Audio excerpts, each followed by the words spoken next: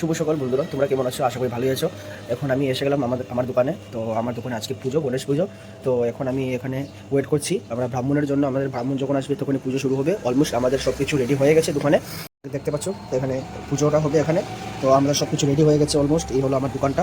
এই দোকানটা হলো কলেজ রোডে। তো আমরা এখন ওয়েট করি। ওয়েট করার পর ব্রাহ্মণ যখন আসবে তখনই এখানে ঠাকুর বসানো হবে। ঠাকুর বসিয়ে এখানে পুজোটা হবে আজকে। তো আমরা দেখতে পাবো। আপনারা এই ছোটোখাটো মিনি ব্লগটা এনজয় করো। আমাদের সব কিছু রেডি হয়ে গেছে। এখানে ব্রাহ্মণ মশাই এসে গেছে আর গণেশ ঠাকুরের ফটো এখানে বসানো হয়ে গেছে। তো দেখতে পাচ্ছেন আপনারা।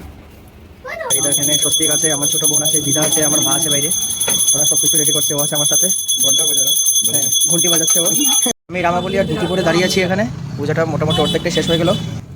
তো আমার পিছনে দেখতে পাচ্ছি পুজো হচ্ছে আমার দোকানে। তো পুজো শেষ হয়ে গেল, অঞ্জলি নিয়ে পুজো শেষ হয়ে গেল। তো পুজো শেষ হওয়ার পর এখন আমি একটু আসলাম ঘরে, এগুলো ফ্রেশ হয়ে নেবো।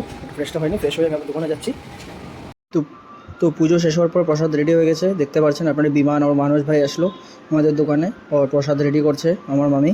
আর এটা আমার ছোটো বোন সায়ন্তিকা। ওর পূজা তো শেষই হয়ে গেল। আর দেখতে পাচ্ছেন ওরা খাচ্ছে, সাথে আমিও খাচ্ছি, প্রসাদ নিয়ে নিয়েছি।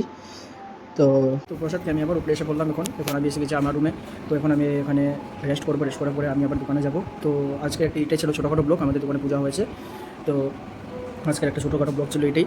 তো আজকে আমার ব্লগের এন্ডিংটা এখানেই করছি। আপনারা প্লিজ লাইক শেয়ার করে দেবেন, আর যত পারো শেয়ার করো আর সাপোর্ট করো।